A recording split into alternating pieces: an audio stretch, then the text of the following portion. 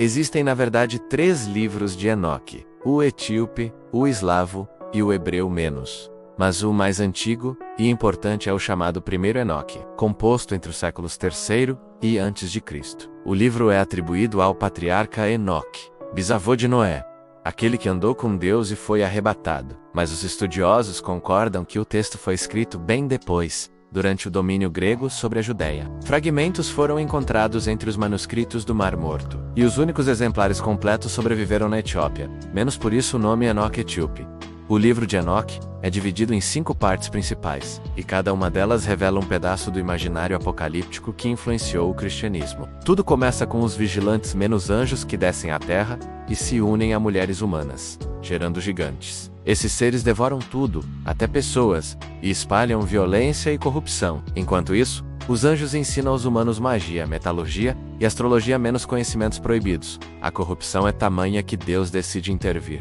Envia anjos como Uriel, Rafael, Miguel e Gabriel, para punir os vigilantes e destruir os gigantes com o dilúvio. Enoque, o justo, é levado aos céus, e tem visões do inferno e do paraíso, menos conceitos que mais tarde inspirariam o próprio cristianismo e até a Divina Comédia. Aqui surge uma das partes mais polêmicas do texto. Enoque descreve o Filho do Homem, o eleito, aquele que julgará vivos e mortos, uma figura muito parecida com o Cristo do Novo Testamento. Alguns estudiosos acham que esse trecho pode ter sido acrescentado por autores cristãos. Mas o mais surpreendente é que o próprio livro identifica o Filho do Homem com o próprio Enoque. Ele é elevado e transformado num ser celestial, menos algo que séculos depois daria origem à figura mística de Metatron, o anjo mais poderoso após Deus. Essa parte é quase científica para a época. Enoque descreve o funcionamento do cosmos, os portais do Sol e da Lua, e defende um calendário solar de 365 dias, o mesmo número de anos que, segundo o Gênesis, ele viveu. Esse detalhe liga Enoque diretamente ao conhecimento astronômico persa e egípcio, e mostra como religião e ciência se misturavam no mundo antigo. Aqui, Enoque tem 2 grandes visões proféticas.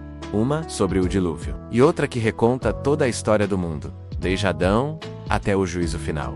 Usando metáforas com animais, touros, carneiros e leões, o texto fala das guerras dos gregos, da revolta dos macabeus e da esperança de libertação de Israel. É o que os estudiosos chamam de profecia após o evento. Previsões escritas, depois que os fatos já aconteceram, na última parte. Enoque deixa um testamento moral aos seus filhos e às futuras gerações. Ele condena a ganância, a corrupção e o sofrimento dos pobres. Promete que os justos serão recompensados e os opressores destruídos no juízo final. É um texto de esperança, escrito num tempo de opressão e medo. Durante séculos, o livro de Enoque foi respeitado e até citado por teólogos como Justino Mártir e Tertuliano, que o considerava inspirado. Mas outros, como Santo Agostinho, rejeitaram sua autenticidade, menos achavam fantasiosa demais a história de anjos e gigantes. Com o tempo, o livro foi sendo esquecido no Ocidente, mas sobreviveu na Etiópia, onde até hoje faz parte da Bíblia da Igreja Ortodoxa Etíope. Mesmo fora da maioria das Bíblias,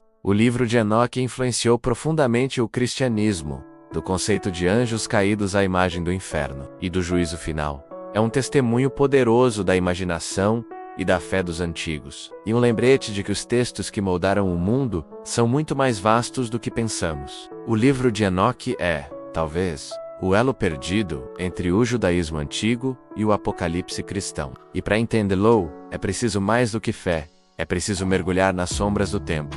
Gostou do tema? Deixa o like, comenta o que você acha do livro de Enoque, e até o próximo vídeo.